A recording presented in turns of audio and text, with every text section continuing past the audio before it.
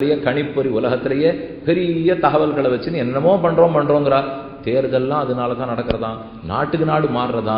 நீங்க இப்ப மத்தியானம் வரைச்சே எந்த பாதையில வந்திருக்கேன்னு மேற்கத்து நாடு கோடியில உட்காந்துருக்கிற ஒருத்தருக்கு தெரியும். அதே சாமி நான் எங்க வந்தேன்னு தெரியுமான்னா அது சொல்லித்தானே பாதையை பார்த்துடுறீங்க. கையில இருக்கிறத தட்டி நம்ம வீட்டிலே நீங்க எப்படி வந்ததுன்னு கேட்ட உடனே அது சொல்றது இடது பக்கம் திரும்பு, 10 அடி நேரப்போ, 30 அடி இடது பக்கம் போ, அப்படி இப்படின்னு சொன்னா ஏதாவது தப்பா கால வச்சா முட்டாள் நிறுத்து, ஏன் அந்த பக்கம் போற, திரும்பி வா அப்படின்னு வேற கூப்பிடுறது. போ அப்ப எல்லா நம்ம அந்த நாள்ல மார்கதர்ஷி மகரிஷி ஆச்சாரியன்னு சொல்லிருந்தோம். இப்ப இதுதான் மார்கதர்ஷி மகரிஷி. கையில இது இருக்கு, அது தட்டித்துன்னா அதுதான் மார்க்கத்தையே காட்டும். ஆனா அது கர்ம மார்க்கம், ஞான மார்க்கம், பக்தி மார்க்கம்லாம் காட்டாது. அதை விட்டுட்டு எங்கெங்கயோ போகிறதுக்கு உண்டான தட்டின உடனே பக்கத்துல இருக்கிற எங்கெங்க சாப்பாட்டு கடை இருக்கு, எங்க கோவில் இருக்கு, எங்க ஆஸ்பத்திரி இருக்குன்னு எப்படி காட்டுறது? அப்ப நான் ஒவ்வொரு நிமிஷமும் எங்கெங்க உட்காந்துருக்கேன்னு யாருக்கோ தெரியும். இப்ப நீங்க இங்க உட்காந்துருக்கீங்களோ இல்லையோ, இத்தனை பேர் இங்க உட்காந்துருக்கேன்னு யாருக்கோ தெரியும். ஓஹோ இவாளுக்கெல்லாம் உபன்யாசம் கேட்க பிடிக்கும் போது இருக்குன்னு அவர் எழுதி வச்சுடுவார். எழுதி வச்சுட்டு நீங்க எந்த பக்கம் இந்த பக்கம் வந்திருந்தாலும் உபன்யாசிக்கு போயிடணும்.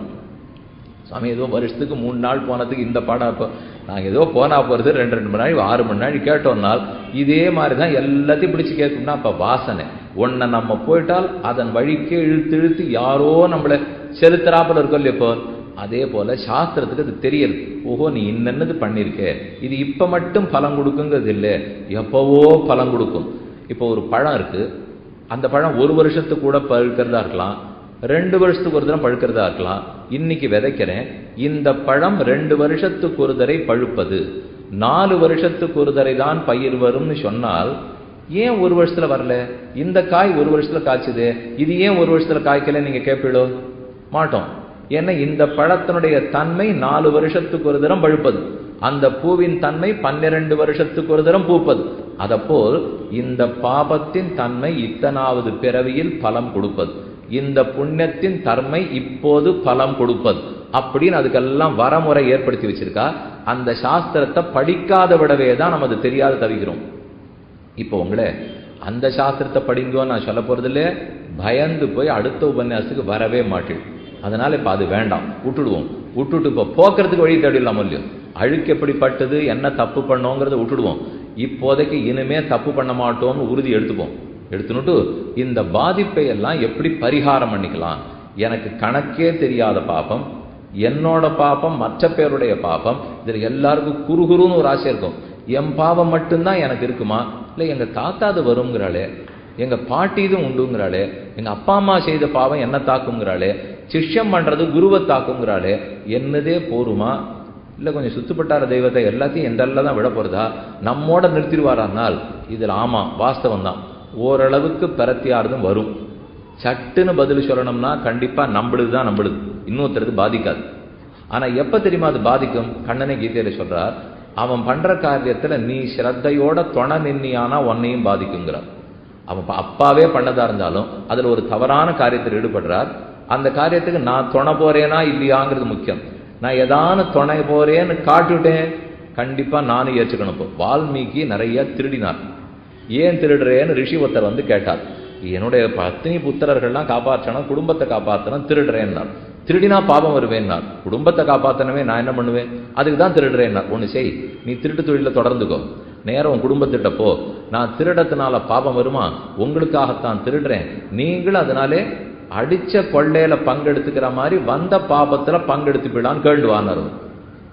நேர வால்மீகி வீட்டுக்கு போனார், மனைவி இடத்துல பேசினார். அவ பழிச்சுன்னு சொன்னா என்னை காப்பாத்துறேன்னு சொல்லி கல்யாணம் பண்ணி கொண்டீர்கள், அதுக்குன்னு உம்ம சொத்து பத்துல தான் எனக்கு பங்கே தவிர உம்ம பாபத்துலலாம் நான் பங்கெடுக்க முடியாது, அது உம்முடைய பொறுப்பு, அதனால நீர் தான் செய்யணும்னா ஓடி வந்தார் இவர். இப்படி அவ பதில் சொல்லுவோன்னு ரிஷியை நான் நினைக்கவே இல்லை. நான் என்னென்ன கொள்ளையடிச்சுன்னு வரேனோ அதை கண்டிப்பா அவள்கிட்ட தான் கொடுக்கணுமா, ஆனா கொள்ளையடிச்சதுக்கு வர்ற பாபத்தை அவ எடுத்துக்க மாட்டாளான்னால் இதுதான் உண்மை, அவ சொன்னதுதான் நியாயம், அது உமக்கு தெரியாத பண்ணிட்டு இருக்கீன்னுட்டாரு. அவ சொன்னதுல தப்பில்லை, அதனால இனிமே ஒண்ணு செய்யும், இதுக்கு இன்னொரு கூட்டாளியை சேர்த்துக்கும். நீர் என்ன தப்பு பண்றீரோ ராம் ராம் ராம் சொல்லிட்டு பண்ணிக்கும். ஓ அப்ப அவரும் சேர்த்துக்கலாமா, இது நாங்க ரொம்ப நாளா கேட்டு இருக்கோமே, கொள்ளையடிச்சதா இருந்தா திருப்பதி உண்டியல்ல போய் போட்டுட்டா ஏதானும் அதுதான் பிராயசித்தம் பரிகாரமா, கோவில்லாம் கூட்டம் ஜாஸ்தியா இருக்கிறச்சேவே நினைச்சேன் சுவாமி இந்த மாதிரி ஏதோ நடக்கிறதுன்னு போ. அப்ப சேர்த்து வச்சதுக்கெல்லாம் உண்டியல்ல பணம் போட்டானால் அதெல்லாம் பரிகாரமும் இல்லை பிராயசித்தமும் இல்லை. நான் அதை பற்றி இப்போ சொல்லவும் வரல. இப்போ சொல்ல போகிற பரிகாரங்கள்லாம் நம்ம எல்லாராலையும் சுலபமாக பண்ண முடியும். யாருடைய ஜாதத்துக்கும் தனிச்சிறப்பான பரிகாரத்தை அடி இப்போ சொல்ல வரல. இங்கே போங்கோ அங்கே போங்கோ, இந்த நீராடுங்கோ அந்த நீராடுங்கோலாம் நான் சொல்லவே வரல. அதுக்கு தான் தலைப்பே பொதுவான பரிகாரங்கள், யாரும் செய்யக்கூடிய பரிகாரம். இதை பண்ணிட்டே இருந்துட்டோம்னால் சிறப்பாக இருக்கக்கூடிய கர்மங்களும் தொலைஞ்சு போடும். ஆர்த்தா விஷண்ணா சிதிலாச்ச பீதாக கோரேஷு ச வியாதிஷு வர்த்தமானாக சங்கீர்த்திய நாராயண சப்தமாத்திரம் விமுக்த துக்கா சுகினோ பவந்தி. சொல்றமா, நித்தியம் சொல்றோம். ஆர்த்தாக விஷண்ணாக சிதிலாச்ச பீதாக, பயந்து போயிட்டவன், துன்பப்படுறவன், கவலையில் இருக்கிறவன், எத்தனையோ.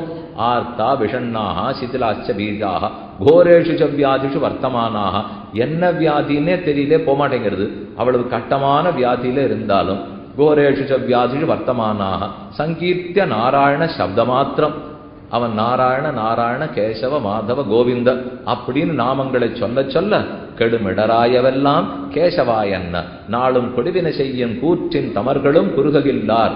அனந்தபுரம், திருவனந்தபுரத்து அனந்தபத்மநாப சுவாமியை பத்தி நம்மாழ்வாருடைய போஷன் 10ஆம் 10 2ஆம் திருவாய்மொழியில பாடுறார். கேசவான்னு சொல்லு, அனைத்து கிளேசங்களும் தொலைந்து போம். அப்ப நாம சங்கீர்த்தனம் பொதுவான பரிகாரமா இருக்கு. எல்லாருமே இந்த பரிகாரத்தை பண்ணலாமே. வனேரணே சத்ரு ஜலாக்னி மத்தியே எதிர்ச்சயாபத்சு மகாபயேஷு இதம் பட்டன்னு ஸ்தோத்திரம் அனாகுலாத்மா சுகி பவேத்.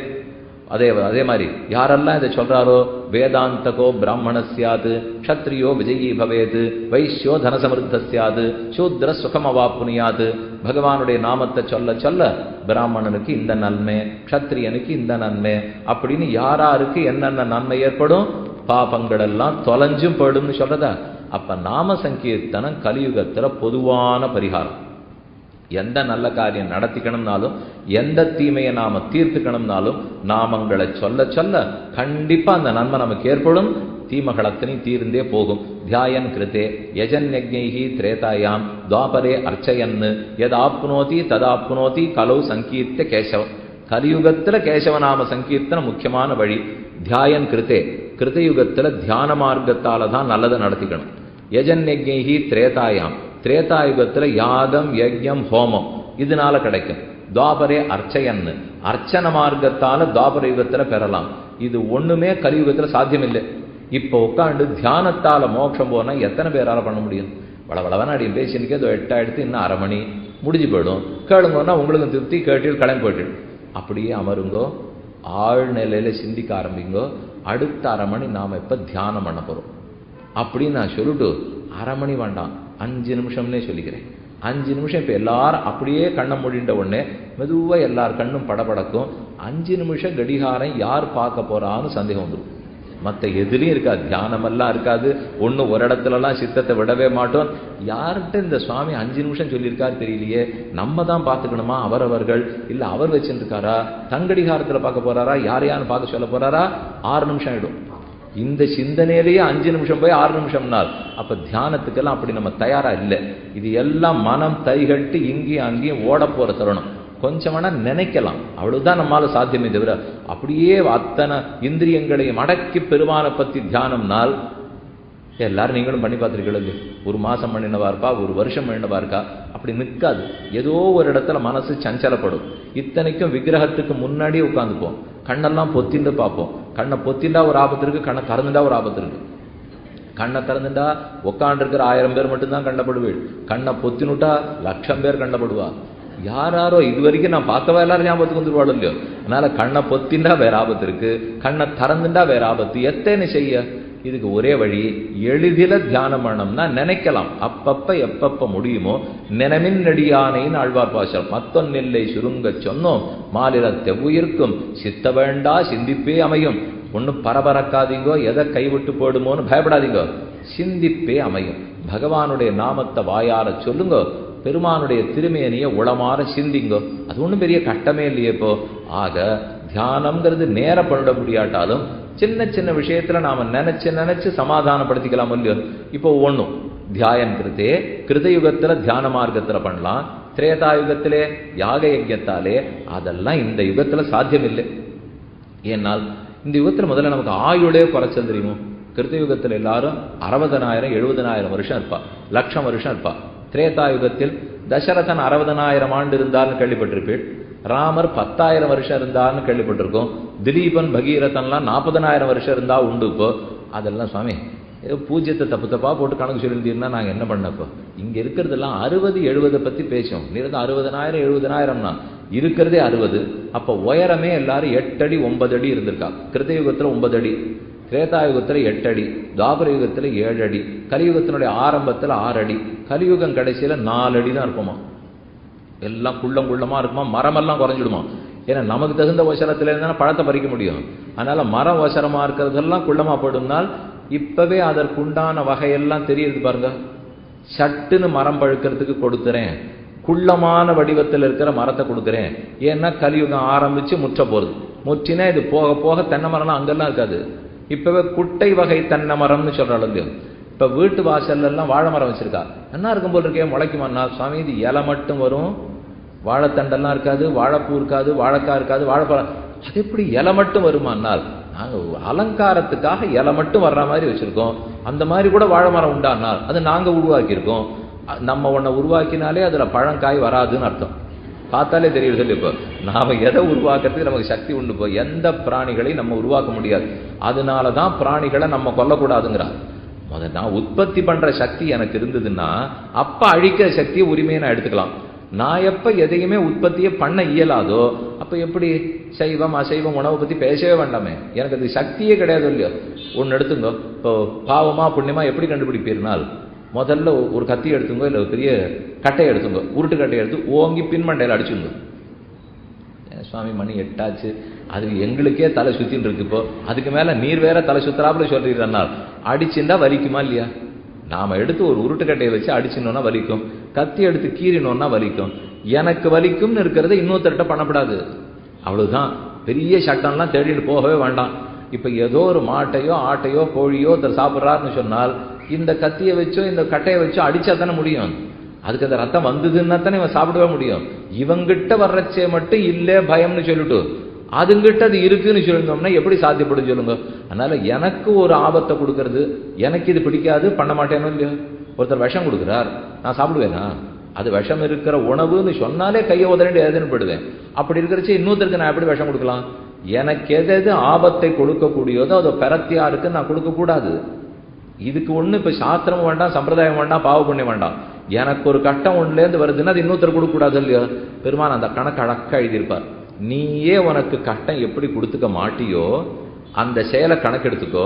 அந்த செயலை நீ இன்னொருத்தர் பேர்ல செஞ்சியானா பாபம்னு கணக்கை போட்டுக்கோன்னுட்டான். இந்த சுலபமான கணக்கு பாருங்க. இப்போ ஒரு செயலை செஞ்சா எனக்கு வலிக்கும், நான் அதை பண்ணிக்க மாட்டேன். வெஷா உனக்கு நல்லா இருக்குமா? நம்மள நாமளே முட்டாள் மட்டி அப்படி இப்படின்னு என்னத்தையோ வெசிப்போம். என்னால் வெய்ய மாட்டேன், நான் என்னை பார்த்து அப்படி சொல்லிப்பேனா? அப்ப என்னை பார்த்து அப்படி வெசிக்க மாட்டேன்னு சொல்லச்சே புறத்தியாரை பார்த்து வெய்யக்கூடாது. வெஷால் உன்னை குறித்து ஒரு செயலை செய்து கொள்ள மாட்டாயானால், அந்த செயலை பெறத்தியாரை குறித்து செய்தாயானால் பாபம்னு நீரே எழுதிக்கும். இது எந்த சாஸ்திரமும் வேண்டாம், எந்த சம்பிரதாயம் வேண்டாம். இப்ப கணக்கு புரிஞ்சு போச்சா? சாஸ்திரம் தெரியலையே சாஸ்திரம் தெரியலையேனால் வேண்டாமே. பெருமாள் எப்பவும் சாஸ்திரம் தெரிஞ்சுதான் வாழ்க்கை நடத்தணும்னு வைக்க மாட்டார். வாழ்க்கையை பார்த்தே வாழ்க்கையை நடத்துற மாதிரி தான் வைப்பார். உனக்கு ஒரு கட்டம் வர்ற செயலை இன்னொருத்தருக்கு செய்யாதே, உனக்கு சுகமா இருக்கிற செயலை இன்னொருத்தருக்கு செஞ்சுக்கோ. மாத்தி செய்தியானால் பாவம் புண்ணியம் என்ன மாற்றி மாற்றி வரப்போகிறது. ஆனா அதை பண்ணிட்டோம்னு வச்சுக்கோ, நீங்க இந்த மாதிரி புகார் பண்ண முடியாது. ஆமா நான் ஒரு தப்பு பண்ணிட்டேன், அதை நானே எடுத்துக்கிறேன், அந்த மாதிரி செய்ய முடியாது. நீங்க கைபேசியிலேருந்து அவரவர்களுக்கு செய்தி அனுப்புறீங்க. அதுல 2 வகை செய்தி இருக்கு. குறுஞ்செய்தி வெறும முன்னாடிலாம் அமைச்சிருந்தது, இப்ப அதெல்லாம் கிடையாது. எல்லாரும் படமெல்லாம் போட்டு அதுக்கு குழுக்கள்லாம் ஏற்பாடு பண்ணி ஒரு செய்தியை தட்டினவொடனே ஒரு 10 பேருக்கு போதும். அது அவ வேற சொல்றாப்போ, இதை 20 பேருக்கு இப்ப நீ அனுப்பாது இருந்தே தெரியும் செய்திங்கிறான். அது என்ன அனுப்பிச்சா ஆகணுமான்னா 5 நிமிஷத்துக்குள்ள அனுப்பிச்சுட்டே குபேரன் ஆயிடுவேங்கிறான். ஒருவேளை 20 நிமிஷம் ஆச்சு பிராணனே போயிடுங்கிறான். இதை பார்த்த உடனே ஆனா இதெல்லாம் சொல்லாட்டாலே எல்லாரும் அனுப்பிச்சுட்டே இருக்கா. யாரும் ஒன்றும் அவதெல்லாம் தடுக்கிறதே இல்லை. இப்போ ஒரு நாளைக்கு ஒரு 10 பேர் நம்மளை தங்க கோட்டியில சேர்ப்பா. அவன் சத்சங்கம் சத்சங்கம்னு ஆழ்வார்கள்லாம் சொன்னா இதுல தான் இப்ப இருக்கு போல் இருக்கு, இதுல சேர்த்துட்டாளேன்னா சுவாமி இதுக்கு சத்சங்கமே இல்லை, இருக்கிற நேரத்தை விரயமாக்குறதுக்காக வந்தா தப்பான சங்கம், துஸ்சங்கம். அப்ப அந்த துஸ்சங்கத்திலேருந்து வெளியில வரணும். வெளியில வந்தா அதுக்கு ஒரு வசம் கொண்டுவா. அது எப்படி? என்னை அவமரியாதைப்படுத்தி விட்டு நீ வெளியே சென்று விட்டாயான்னா விட்டாலும் குற்றம், இருந்தாலும் குற்றம், பார்த்தாலும் குற்றம், ஒருத்தருக்கு அனுப்பிச்சாலும் குற்றம். இதுல எது உண்மை எது பொய்ன்னே தெரியல. இப்படி ஒரு நிறைய பொய்க்கு நடுவில் சிக்கிட்டு இருக்கோமா? அப்ப இந்த செய்தியை அனுப்பிச்சுட்டே இப்போ ஒரு இடத்துல அந்த செய்தியை போட்டுட்டேன்னு வச்சுக்கோ, திடீர்னு தட்டிக்கிறோம், இதை போட்டே இருக்கக்கூடாது அப்படின்னு அது உடனே கேட்கறது. அதை எடுத்துட்டோமா அப்படின்னு கேட்கும். தட்டலாம், எடுத்துட்டோம் உடனே கேட்கும், உனக்கு அவர்களுக்கும் எல்லாருக்கும் எடுத்து விட்டோமா இல்லை உனக்கு மட்டும் எடுத்து விட்டோமான்னு கேட்கும். நீங்கள் தட்டணும். இல்லை இல்லை எல்லாருக்கும் எடுத்துடும். சரின்னு எடுத்துடும். ஆனால் அந்த எடுக்கிறதுக்கு நேரங்காலம் இருக்குது. யாரோ அதை திறந்து பார்த்தாச்சுன்னா அப்புறம் நீங்கள் எடுக்க முடியாது. அவர் பார்க்காத வரைக்கும் தான் இந்த போனது எல்லாத்தையும் எடுத்துட்டு இருக்கலாமே தவிர, அவர் பார்த்துட்டா தான் உடனே அது முதல்ல ஒரு குறி காட்டுறது, அப்புறம் 2 குறி காட்டுறது, அப்புறம் அது நீளத்தில் மாற்றி காட்டுறது, எல்லாம் புறத்தியார் என்ன பண்ணுறான்னு தெரிஞ்சுக்கிறதுல எவ்வளவு ஆசை தெரியுமோ. இது எல்லாமே அதை நோக்கித்தானே இருக்கு. நாம முகநூல்ல ஏதோ ஒன்று போடுவோம், அது பார்த்தாச்சா இல்லையான்னு சொல்லுவோம். உடனே கேட்கும், இதுல முதல்ல பார்த்தவன் நீதான்ங்கிற பெருமையை பெறப்போகிறான்னு கேட்கறது. எது பெருமை எது சாஸ்திரம் எதுவுமே தெரியல. இப்போ இதுல எத்தையோ ஒண்ணு போட்டுட்டு எங்க தாத்தா போயிட்டார்னு ஒருத்தர் போடுறார், எனக்கு ரொம்ப பிடிச்சிருக்குன்னு ஒருத்தர் உடனே எழுதுறார். தாத்தா போயிட்டார்னு இவர் பிடிச்சிருக்குமானா போடுறார். அவருக்கு அது பிடிச்சிருக்கு போல் இருக்குன்னா அவனுக்கு தெரிஞ்சது 2, பிடிக்கலே பிடிச்சிருக்கு. அவர் தாத்தா போயிட்டார்னு சொல்ல போறாரா பாட்டி போயிட்டார்னு சொல்ல போறாரா? இதுக்குள்ள நாம சிக்கிண்டு இதை பாதராத்திரியில பார்த்து 2 மணிக்கு எழுந்து பார்த்து 3 மணிக்கு பார்த்து நிமிஷம் பார்த்தமானு பார்த்து எல்லாம் கொஞ்சம் வியர்த்தம். அதிகமாகவே நேரத்தை விரயமாக்கின்னு இருக்கோம். நாம தான் அதை புரிந்து கொண்டு ஒழுங்கா ஆச்சாரியர்கள் நமக்குன்னு எழுதி வச்சுக்கிற சொத்து நிறைய இருக்கு. அந்த சொத்து அதுல வரட்டும், தாராளமா பாருங்க. அதை நாம இருக்கல. இப்போ அறிவியல் முன்னேற்றத்தை வேண்டான்னு யாரும் சொல்ல போறது இல்லை. ஆனா அந்த முன்னேற்றம் ஆன்மீக முன்னேற்றத்துக்கு தடையா இருந்தா வேண்டாம்னு சொல்லுவோம். அறிவியல் முன்னேற்றம் ஆன்மீக முன்னேற்றத்துக்கு நன்னாவே இருக்கட்டுமே. நேரமே போறதே, நேரத்தை வீணாக்கிடக்கூடாது இல்லையோ. அப்ப அதுல பார்த்துக்கிட்டால் இன்னொருத்தர் பார்க்காத வரைக்கும் எடுத்துடலாம், பார்த்துட்டா எடுக்க முடியாது. இப்ப நான் ஒரு தப்பு பண்ணிட்டேன், அந்த தப்பை உடனே அழிச்சுடலாமான்னால் அது செய்ய முடியாது. பரத்தியாருக்கு அது குற்றம் இருந்து அதை நான் செய்யக்கூடாதுன்னு சாஸ்திரம் சொல்லியிருந்தால், அதை நான் செஞ்சிருந்தால் கண்டிப்பா பெருமானுடைய திருவுள்ளத்துல தப்பு எழுதப்பட்டு விட்டது. அதுக்கப்புறம் இல்லை இல்லை அதை பார்க்கறதுக்கு முன்னாடி வேணா எடுத்து விடலாமா சுவாமி அப்படின்லாம் எடுக்க முடியாது. அவர் உள்ளத்துல பட்டுதுன்னா பார்த்துட்டாருன்னு தான் அர்த்தம், தெரிஞ்சுதான் செஞ்சிருக்கார். இனிமே செய்யணும்னா பிராயசித்தை தான் தேடணும். அவருக்கு தெரிஞ்சு போச்சு பண்ண தப்பு, அந்த தப்புக்கு நாம பிராயசித்தம் பண்ணணும்னா பொதுவான பரிகாரம் இன்னென்னதெல்லாம் பண்ணி கொண்டு வந்து அது பொதுவான பரிகாரம் ஆயிடுறது. இது ஒரு 10-12 பரிகாரம் சொல்றேன், அதை குறிச்சுங்க. ரொம்ப சுலபம். நீங்க கேட்டு முடிச்ச உடனே இதுக்கா இத்தனை நாள் சொல்லியிருந்தீர், இதெல்லாம் எல்லாரும் பண்ணலாம் போல் இருக்கேன்னு தோணும். ஆனா பண்றமாங்கிறதும் கேள்வி. எல்லாரும் பண்ணலாம், ஆனா பண்ணலாம் இருக்கிறத பண்ண வேண்டுமோ இல்லையோ. கண்ணன் கீதையில சொல்றது, சர்வம் ஞானப்ளவேனைவ விருஜினம் சந்தரிஷ்யதி. முதல்ல பொதுவான பரிகாரம் அஜானத்தை தொலைத்து ஞானம்ங்கிற கொழுந்து விட்டு எரிய வேண்டும். ஞானத்தை சம்பாதிக்கிறது தான் மொத்த பாபத்துக்கும் பரிகாரம். அது எப்படி சுவாமி ஆகும்? எனக்கு தெரிஞ்சு பிரதட்சணம் பண்ணியிருக்கணும், இல்லை அரச மரத்தையோ ஆலமரத்தையோ சுற்றி வந்திருக்கணும், இல்லை விளக்கேற்றிருக்கணும், இல்லை எள்ளு சாதம் பண்ணி யாருக்கான்னு கொடுத்துருக்கணும், இல்லை காக்காய்க்கு போட்டிருக்கணும். இது ஒண்ணுமே சொல்லாம என்னமோ ஞானத்தால பரிகாரம் இருக்கிறேனால், ஆமாம், ஞானத்தை சம்பாதிக்கிறது தான் பாபத்தை தொலைக்கிறதுக்கு முதல் பரிகாரம். என்ன கண்ணன் சொல்லும் போதே ஞானாக்னி தக்த கர்மான்னு சொல்றார். 2 திட்டாந்த சொல்றாரு. இப்போ சர்வம் ஞானப்ளவேனைவ விருஜினம் சந்தரிஷ்யதி, எல்லாத்தையும் ஞானம்ங்கிற ஓடத்தில் ஏறி கடக்கிறான். அழகான ஸ்லோகத்துல சொல்றார், பிராயசித்தத்தை பண்ணு, பிராயசித்தான் நசேஷாணி தபக்கர்ம ஆத்மகானிவை யானி தேஷாம் அசேஷானாம் கிருஷ்ணானுஸ்மரணம் பரம்னு சொல்லுகிறோம். அவரே கண்ணன் சொல்லும்போது, இன்னது பரிகாரம் அர்ஜுனா, அதை பண்றது இப்படி பார். நான் ஒரு தப்பு பண்ணிட்டேன், இந்த தப்பு என்கிட்ட பாபம்னு ஒட்டின்னு இருக்கு, அதை எரிக்கணும். அந்த தப்பை நான் எரிக்கணும்னால் நான் யாரு, என் தேகம் எது, எனக்கும் தேகத்துக்கு என்ன வித்தியாசம், நான் ஆத்மாவாச்சே, எதுக்காக பிறந்திருக்கேன், நான் அப்படி பகவானுடைய விருப்பத்துக்காக பிறந்திருக்கிறச்சே, அவர் விருப்பத்துக்கு மாறா இதெல்லாம் ஈடுபடலாமா என்கிற ஞானம் இருக்கு பாருங்க. அந்த ஞானம் இந்த பாவத்தை எரிக்குங்கிறார் பகவான். இதுதான் கொஞ்சம் புரிஞ்சுக்கிறதுக்கு சமமா இருக்கும். ஏன்னா நமக்கு எல்லாமே கையால செய்யற பரிகாரத்தை சொல்லியே பாவம் போகும்னு நம்ப வச்சுட்டா. ஆனா இது அப்படி இல்லாமல் சொல்றதே சர்வம் ஞானப்ளவே நைவ, ஞானம்ங்கிற ஒரு ஓடத்துல ஏறி உட்கார்ந்துக்கோ அர்ஜுனா, இக்கரையிலேருந்து அக்கறை கொண்டு போய் விட்டுடும். சம்சாரம்ங்கிற பாவக்கடலையே தாண்டு வைக்கும்னார். அர்ஜுனன் ஒத்துண்டார். வாஸ்தவம், ஓடத்துல ஏறிண்டா தாண்டலாம், அதை போல ஞானம்ங்கிற ஓடத்துல ஏறிண்டா சம்சாரத்தை தாண்டலாம். ஆனா கண்ணா ஒரு சந்தேகம், ஓடத்தை தாண்டி அக்கறைக்கு போயிட்டு அதே ஓடத்துல திரும்பி இப்படி வந்துட்டா, சம்சாரத்தை தாண்டி அங்க போயிட்டு திரும்பி வந்துட்டேன்னால் ஓஹோ, அப்ப இந்த திருஷ்டாந்தம் உனக்கு புரியலையா? வேற சொல்றேன். ஞானாக்னி தக்த கர்மா, ஞானம்ங்கிற நெருப்புனால எரிக்கப்பட்ட பஞ்சுன்னு வச்சுக்கோங்கிறார். முதல்ல சொன்னது ஞானம்ங்கிற ஓடத்துல ஏறி தாண்டின சம்சாரம்னார். திரும்பி வந்துருமோன்னு சந்தேகம் வந்தது. இப்ப திரும்பி வராத உதாரணம் அவர் சொல்லி ஆகணும். அப்ப நெருப்புன்னு விட்டார் ஞானத்தை. முன்னாடி ஞானத்தை ஓடம்னார், இப்ப ஞானத்தை நெருப்புன்னார். நெருப்புல நன்னா விறக போடுங்க, எரின்னு விறக எரிச்சு கொடுத்துனார். விறகு திரும்பி வரும்னு சந்தேகப்படுவீங்களான்னா? ஓடத்துல தாண்டினா திரும்பி வருவோமோன்னு சந்தேகப்படுவோம். நெருப்பு எரிச்சு கொடுத்துனா திரும்ப வராது. அதே போல ஞானம்ங்கிற நெருப்பு பாபங்களை எரித்து விடும், பாபத்தை எல்லாம் தொலைக்கும்.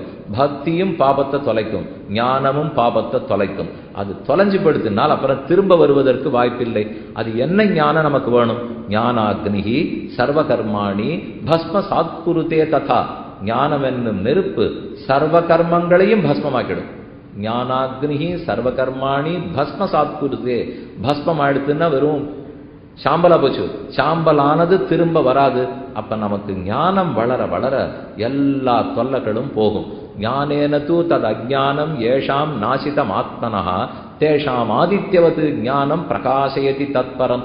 இருட்டு சூழ்ந்திருந்ததுன்னா தானே கஷ்டமே. இந்த பக்கம் போறோம், ஒரே இருட்டா இருக்கு, போகாதே, இருட்டா இருக்கு போகாதேன்னுவா. விளக்க போட்டா போயிட்டு வாங்குறோம். அப்ப இருட்டா இருக்கு போகாதே, விளக்கு போட்டுட்டா போ. அஜ்ஞானத்துல போகாதே, ஞானத்துல போ. அஜ்ஞானம் வளர வளரத்தான் பாபமும் பிடிச்சுக்கு போறது. ஏன் பாப செயலில் ஈடுபடுவோம்?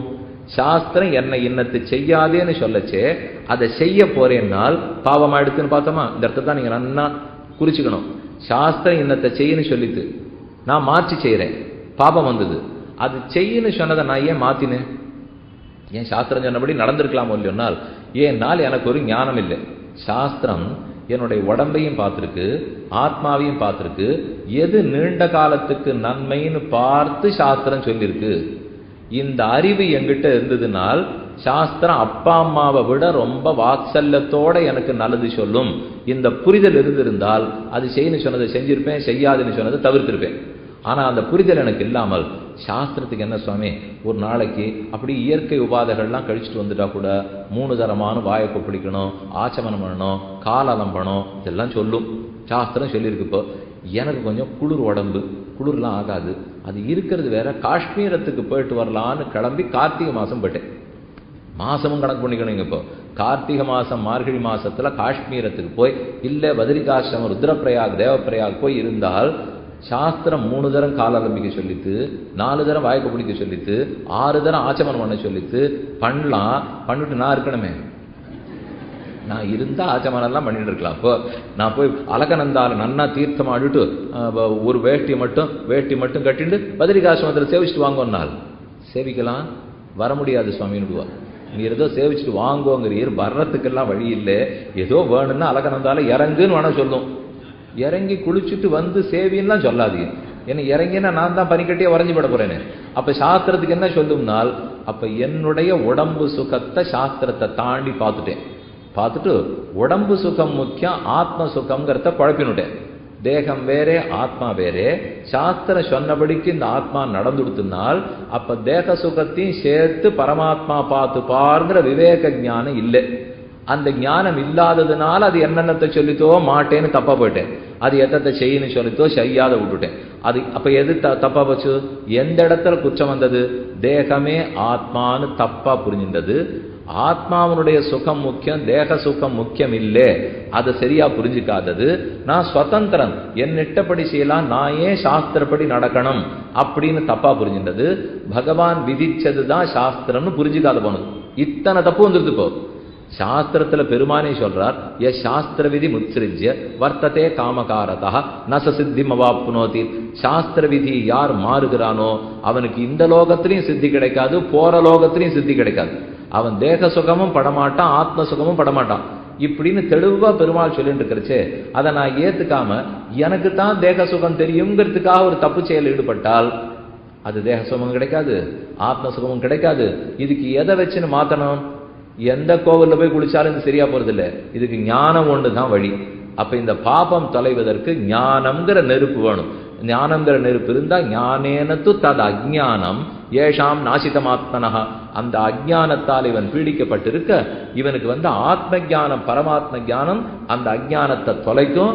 தானே இவனுக்கு நல்லெண்ணம் ஏற்படும், பாபங்கள் எல்லாம் போயிடும். அதனால பாபத்துக்கு பரிகாரம்னு சொன்னால் கை காலால செய்யறது மட்டும்தான் பரிகாரம் நினைச்சுக்க வேண்டாம். ஆத்ம பரமாத்ம ஞானம் பெரிய பரிகாரம். இன்னும் கேட்டா பாபங்களை தொலைக்கிறது எரிக்கிறதுக்கு ஞானத்துக்கு இருக்கிற சக்தி மற்ற எந்த கர்மத்துக்கும் வராது. நான் கர்மங்களை வேண்டான்றதுக்காக இதை சொல்லலை. இப்போ ஞானம் எவ்வளவு உயர்ந்தது, அந்த ஞானத்தை பெற்றுக்கொள்ள வேண்டும். ஆனா அந்த ஞானம் வரணும்னால் நாம செய்ய வேண்டிய கர்மத்தை விட்டுட்டோம்னா அந்த ஞானமே வராது. நித்தியம் குளிக்காம இருந்துட்டு ஞானத்தை வளர்த்துக்கிறேன்னு சொல்லி பாருங்க. ஒரு நாள் வேட்டியை துவைச்சதில்லை. வேட்டி துவைக்கிறது ஞானத்துக்கு என்ன சுவாமி சம்பந்தம்? அது மாட்டுக்கு இருக்கட்டுமே. நான் மாட்டுக்கு அழுக்கு வேட்டியே கட்டிக்கிறேன், பழைய விழுப்பு வேட்டியே கட்டிக்கிறேன், விழுத்து ஞானத்தை வளர்க்கிறேன் என்னால் வளர்க்கவே விடாது. அது செய்ய வேண்டிய அனுஷ்டானத்தை பண்ணாதான் ஞானத்தை வளர்க்க விடும். பள்ளிக்கூடத்தில் கொண்டு போய் சேருங்க.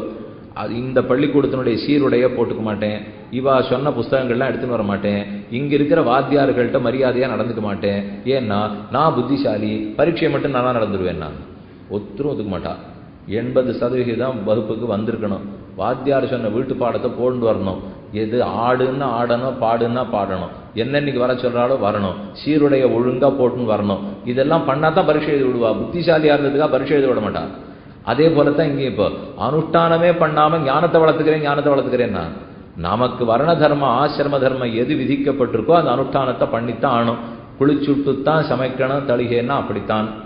முடிஞ்ச அளவுக்கு கீழே உட்கார்ந்து சாப்பிட பழகுங்கோ. மேலே சாப்பிட்டா தேக ஆரோக்கியத்துக்கே நல்லதில்லை. தரையில உட்கார்ந்து சாப்பிடுவோம். கட்டில்ல படுக்கிறத விட்டுட்டு கீழே பாய போட்டுன்னு படுத்துன்னு பாருங்க. தேகத்துக்கு நல்லது, ஆத்மாவுக்கு நல்லது. ஆனா என்னமோ நம்ம தேக சுகம்னு நினைச்சுட்டு தேகத்தை கெடுத்துட்டு இருக்கோம். அதையானு ஒழுங்கா வச்சுருந்தா தேவையில்லை. இப்போ அதையும் ஒழுங்கா வச்சுக்கல, இருக்கிற சுகத்தையும் கெடுத்துக்கொண்டு அது மேல உட்காந்து தளிகை பண்றோம் சார். முன்னாடிலாம் குனிஞ்சு இடுப்பே விட்டு போச்சு தெரியுமா? இப்ப அதெல்லாம் மாத்தி தொடப்பம் எடுத்துனா கூட நீள தொடப்பமா கொடுக்குறாப்பா. முன்னாடிலாம் சின்ன தொடப்பமா இருக்குமோ இல்லையோ, இப்ப அப்படியே நின்ன வாக்கில் அப்படின்னோன்னா எல்லாம் பெருக்கி மொழிகொள்ளலாம். அதே மாதிரி யந்திரத்துக்குள்ள துணியை துவைக்கிறதுக்கு போட்டா போறோம், மேல இப்படியே நின்றுண்டே தளிகை பண்ணிட்டா போறோம், ஒரே பாத்திரத்துல தளிகை முடிச்சுட்டா போறோம், படுத்துக்கிறது மேலேயே உட்காந்துக்கலாம், மேலேயே இறங்கி போடலாம், எல்லாம் குனியாமலே பண்ணலாம்னால் அப்ப பெருமான் நினைச்சிருந்தார் என் முன்னாடி இவன் குனிய போறது இல்லை. எப்ப இது இத்தனை இடத்துலயும் இவன் குனிய போறது இல்லைன்னு முடிவு பண்ணிட்டானோ, இவன் சேவிக்கிறதுக்கு நமஸ்காரத்துக்கு கூட குனிய போறது இல்லை. ஆக மொத்தத்துல பக்தியினுடைய அடிப்படையான குனியறதே இவனுக்கு வரப்போறது இல்லை, விட்டுடுவோம். அவ்வளவுதான். இவன் போனால் அவர் விட்டார்னே நம்ம கிட்ட சொல்ல மாட்டார். அதான் பெரிய ஆபத்து. நம்ம மாட்டுக்கு ரொம்ப நன்னா இருக்கு வாழ்க்கைன்னு சுத்தின்னு இருப்போம், சத்தம் இல்லாத அவர் நகர்ந்திருப்பார், உள்ளே உட்காண்டிருப்பார், எங்கேயும் போகவும் மாட்டார். சரி இவன் இந்த ஜென்மத்தில் வரப்போறது இல்லை போல இருக்கு, அடுத்த ஜென்மத்தில் பார்த்துக்கலாம். நமக்கு அது தெரியாம இவர் 45 வயசுல இந்த முடிவு எடுத்திருப்பார். நான் 75 வயசு சுத்தி இவர் எப்பவோ வரப்போறாருனால் சாமி அவர் 45க்கே முடிவு எடுத்துட்டு பேசாம இருந்துட்டார். நீர் பாக்கி இருக்கிற வாழ்க்கை 30 வருஷம் வேடுவர் ஒண்ணு சத்தம் போன சுத்தலாட்ட வெறுமைக்கான கழிச்சிருக்கிற போல் இருக்குனால் 30 வருஷமானால், ஆமா 30 கோடி ஜென்மம் கழிச்சாச்சு இந்த மாதிரி. இப்ப இந்த 30 வருஷத்தை பத்தியா கவலைப்பட போகிறோம்? அதனால நாம தெரிஞ்சுக்க வேண்டியது அஜ்ஞானத்தால ரொம்ப உடன்று இருக்கும், அதனாலதான் பாபங்கள் ஏற்படுகின்றன. ஆத்ம ஞானம் பரமாத்ம ஞானத்தை சம்பாதிக்கணும். அது இருந்தால் முதல் பரிகாரம் முற்றும் பரிகாரம். அப்ப பொதுவான பரிகாரத்தில் ஆத்ம விஷய ஞானம் பரமாத்ம விஷய ஞானம் அதை எப்படி சம்பாதிக்கலாம்னால், இனிமே எங்களால புஸ்தகத்தை எடுத்து வச்சுலாம் படிக்க முடியுமா சுவாமினால்? வேண்டாமே. பிரகலாதன் சொன்ன 9 வித பக்தியில முதல் வகை ஸ்ரவணம். ஸ்ரவணம் கீர்த்தனம் விஷ்ணோஹோ ஸ்மரணம் பாதசேவனம் அர்ச்சனம் வந்தனம் தாஸ்யம் சக்கியம் ஆத்ம நிவேதனம் இது பும்சார்பிதா விஷ்ணோ பக்திச்சேன் நவலக்ஷணா. பெருமானிடத்துல 9 விதமா பக்தி செய்யணும். அதுல முதல் விதம் காதார கேளு. அவன் பெருமைகளே, அவன் கதைகளே, அவன் குணங்களே, அவன் சேட்டித்தத்தை விடாம எத்தனை தர முடியுமோ கேளு. நீங்க எல்லாரும் இப்ப அடிய உபன்யாசத்துக்கு வரணுங்கிறதுக்காக இதை நான் இட்டுக்கட்டி சொல்லலை. அவர் பிரகலாதன் சொல்லியிருக்கிறதே இப்ப திருப்பி சொல்லிட்டு இருக்கேன். நீங்க எங்கும் கேளுங்கோ, ஆனா காதார கேட்கணும். கேட்கத்தான் விஷய ஞானம் ஏற்படும். ஆத்மா வேறே, தேகம் வேறே, பரமாத்மா முதல்வரா இருக்கார், நாம தொழிலாளிகளா இருக்கோம், நாம் எல்லாரும் தொண்டர்களா இருக்கோம், ஆனந்தமான தலைவரா பிரம்மம் இருக்கிறார். இந்த உண்மை நாம புரிஞ்சுக்க அதனாலேயே பாபங்கள்லாம் ஓடிப்படும். தனித்து பரிகாரம் தள்ளணுங்கிறது இல்லை. அப்ப ஞானம் பாபங்களை எரிக்கும். தத்யதா இஷீகதூலம் அக்னௌ புரோதம் பிரதூயேத ஏவம் ஹாஸ்ய சர்வே பாப்மானஹா பிரதூயந்தே. உபனிஷத்தே சொல்றது. எப்படி ஒரு விறகு துரும்பு எடுத்து நெருப்புல போட்டா சாம்பலா போடுமோ, அதை போல ஞானம்ங்கிற நெருப்பு கொழுந்து விட்டு எரியரிச்சே எத்தனை பாபத்தில் அதை கொண்டு போய் போட்டாலும் மொத்தம் சாம்பலாகிப்போம். ஆக ஞானம்ங்கிறது ரொம்ப முக்கியமானதா இருக்கு. நான் தான் கர்த்தாங்கிறத தெரிஞ்சுக்கணும், ஆனா பலத்துக்கு விருப்பம் இல்லாத செய்யணும். பரமாத்மா என்ன செய்விக்கிறார்ங்கிற எண்ணத்தோட செய்யணும். இந்த எண்ணமெல்லாம் இந்த ஞானம் வந்துடுத்துனாலே பண்ற காரியத்தை தப்பு பண்ண மாட்டோம். இந்த ஞானம் இல்லாம பண்ணவே தான் கேள்வி கேட்கறதுக்கே ஆள் இல்லாம தப்பா பண்ணிடுறோம். அப்படி ஒன்ன வச்சுங்க. இப்ப ரெண்டாவது ஞானம் முதல் பரிகாரம்னு பார்த்தோம். ரெண்டாவது பாகவத சமாகமம். இது ரொம்ப முக்கியமான பிராயசித்தம். அப்படின்னா பரம பக்தர்கள், சிறந்த தொண்டர்கள் இருக்காளோ இல்லையா, ஆச்சாரியர்கள்ல இருந்து தொண்டர்கள்ல இருந்து பக்தர்கள் வரை, விதுரனா இருக்கட்டும், பிரகலாதனா இருக்கட்டும், சஞ்சயனா இருக்கட்டும், விபீஷணனோ சுக்ரீவனோ ஹனுமாரோ அர்ஜுனனோ யாரோ எல்லாம் தொண்டர்கள். அப்படிப்பட்ட பரம பாகவதால் உங்க ஊர்ல உங்களுக்கு தெரிஞ்சவா இல்லையா, அந்த பாகவதர்களோட சேர்ந்து இருத்தல், அவர்களோட பழகுதல், அவர்களோட பேசுதல், அது நமக்கு பாபங்களை போக்கிடுங்கிறார். அது எப்படி சுவாமி, அவரும் பாபம் இருக்கிறவர்னா? நீர்த்தினா ஏதோ பரமாத்ம ஞானம்னு சொன்னீர் ஒத்துண்டேப்போ, இந்த சுவாமிகிட்டையும் பாவம் இருக்கு, அவரும் வேட்டி உடுத்திக்கிறார், அவருக்கும் ஜுரம் வருது, அவருக்கும் முட்டி வலி வருது, அவருக்கும் பசி இருக்கு, எனக்கும் முட்டி வலி இருக்கு, எனக்கும் பசி இருக்கு, எனக்கும் ஜுரம் இருக்கு, நானும் வேட்டி உடுத்திக்கிறேன், அவரும் சம்பாதிக்கிறார், சம்பாவனை வாங்குறார், நானும் சம்பாவனை வாங்குறேன். என்னமோ அவரோட சம்பந்தம் ஏற்பட்டா பாவம் போகுங்கிறீரே. போகும். ஆழ்வாரை பத்தி ரொம்ப அழகான ஒரு அர்த்தம். கேசவன் தமர் யமர் கீழ் மேல் ஏழு பிறப்பும் மா சதிரிது பெற்று நம்முட வாழ்வு வாய்க்கின்றவான்னு நம்மாழ்வார் சாதிக்கிறார். பெருமானுக்கு ஆழ்வாரிடத்துல விருப்பம், தன் பக்தனிடத்துல பெருமாளுக்கு விருப்பம் இருக்கும். ஆனா அதை விட பக்தனிடத்துல யார் பக்தனா இருக்கானோ அவங்கிட்ட தான் இன்னும் விருப்பம் ஓடி வருமா. தன் பக்தனிடத்துல ஆசை வைப்பார், ஆனா கொஞ்சம் போக்கு காட்டிடுவார், சட்டுன்னு அவனுக்கு தரிசனம் எல்லாம் தரமாட்டார். இதே பக்தனுக்கு தம் பக்தனா இருக்கான்னு வச்சுக்கோ, தம் பக்தனை விட்டுட்டு அவனை எட்டி எட்டி பார்ப்பறான். நேர உமக்கு பக்தனா இருக்காரு என்னால் அது பகவத் பக்தியில இருக்கிறத விட பாகவத பக்தியில இருந்ததுன்னா தான் பெருமான் உள்ளத்துல படும். அவர் தன்னுடைய தொண்டனை பெருசா மதிக்கிறது இல்லை, தன் தொண்டனுக்கும் தன் தொண்டனா இருந்தால் அதுல அவருக்கு ரொம்ப திருப்தி. அவர்கள் எப்படிப்பட்டவர்கள்னால் வேதக பொன்போலே அவர்களோட்டை சம்பந்தம்னு பிள்ளை லோகாச்சாரியர் சிவஜன பூர்ணத்தில் ஆச்சரியமா சாதிக்கிறார். லோகாச்சாரியாய குரவே கிருஷ்ணபாதஸ்ய சூனவே சம்சார போகி சந்தஷ்ட ஜீவ ஜீவாதவே நமஹ 18 ரகசிய கிரந்தங்களை எழுதினவர், 800 வருஷங்களுக்கு முன்னாடி வாழ்ந்தவர். இன்னைக்கு ஸ்ரீரங்கத்தில் ரங்கநாதன் நம்பெருமாள் உற்சவமூர்த்தியை சேவிக்கிறோம்னால் அது அந்த சுவாமியினுடைய பெரிய கைங்கரியம். உலு கான்கிறவர் படையெடுத்து வந்தார் 1323. அந்த சமயம் மொத்த பேர் என்ன செய்யறதுன்னு தெரியாது தவிச்சார். 12,000 பேர் பல சிவையிட்டவர்கள் அந்த ஊர்ல இருந்தவாளுக்கெல்லாம் தலையே வெட்டுப்பட்டு சாய்ந்தார்கள். பன்றியாழ்வான் சன்னதி மேட்டு கலகம்னு ஒரு பெரிய வராக பெருமாள் சன்னதி, அங்க குழுமி இருக்கிற சமயத்துல படையெடுத்து வந்துட்டார். 12,000 பேர் தலை சீவினான். மொத்த பேருக்கு உயிர் போச்சு. பெருமான ரட்சித்தாகணும். மூடு பல்லக்கில் பெருமாள் தாயார் எழுந்துருளை பண்ணிட்டு தெற்கு நோக்கி ஓடி வந்தார். மதுரை ஆனமலை கொடிக்குளம் ஜோதிஷ்குடி, அந்த இடத்துக்கு பக்கத்துல சின்ன மலை கோயக்குள்ள பெருமாளை வச்சுட்டார். அவரை ரட்சித்து உயிரே படுத்த அந்த சுவாமிக்கு. இன்னைக்கு அந்த ஜோதிஷ்குடி கொடிக்குளத்துக்கு போனேன்னா அவருடைய திருவரசு இருக்கு, பிருந்தாவனத்தை அங்கதான் இழ பண்ணியிருக்கா. அதுக்கப்புறம் அவர் முடிஞ்சு போக திருமாலிடுஞ்சோலமலை பக்கம் போய் கேரளாவுக்கு போய் கர்நாடகத்துக்கு வந்து கோழிக்கோட்டில எல்லாம் பெருமாள் இருந்து அப்புறம் திருப்பதிக்கு போய் திருப்பதியிலே ரங்கநாதர் இருந்தார். அங்கிருந்து செஞ்சிக்கு வந்து செஞ்சியிலேருந்து ஸ்ரீரங்கம் வந்து சேர்ந்தார். 48 வருஷம். 1323 வெளியேறினார். 1371 வைகாசி மாசம் 17ஆம் தேதி அந்த தேதி தான் பெருமாள் உள்ள வந்தார். அது வரைக்கும் அந்த ஊர்ல பெருமாளே இல்லை. ஸ்ரீரங்கன்னு இவ்வளவு கொண்டாடுறோமே, மூலமூர்த்தி தெர போட்டு உள்ள இருந்தார். உற்சவமூர்த்தி ஊர்லே இல்லை, புறத்து போயிட்டார். அந்த பிள்ளலோகாச்சாரியர் தான் இந்த அர்த்தத்தை அழகா சொல்றார். பெருமான் இருக்கவே இருக்கட்டும்னா அதை விட பாகவத சமாகமம் முக்கியம். ரசவாதி ஒருத்தர் கையில ரசகுடிக்க வச்சுருக்கார். எதை தொட்டாலும் தங்கமெல்லாம் பொன்னாயிடும், செப்பெல்லாம் பொன்னாருது, பித்தளையெல்லாம் பொன்னாருது, செம்பா இருக்கிறது பொன்னாயிடுறது, இல்லை மாறிடுமானால் அது ரசகுடிக்கையினுடைய வேலை. அந்த ரசகுடிக்கையால தொட்டோம்னாலே மாறும் இல்லையோ. அதை போல பாகவதர்களுடைய ஸ்பர்ஷம் பட்டுதுனாலே, பாகவத சமாகமம் நமக்கு கிடைச்சதுனாலே பாபங்களை உடனே எரிச்சுடுறார்கள். அது என்னது பாகவத சமாகமம்னால்? அவர்களுக்கு கைங்கரியம் வேணும்.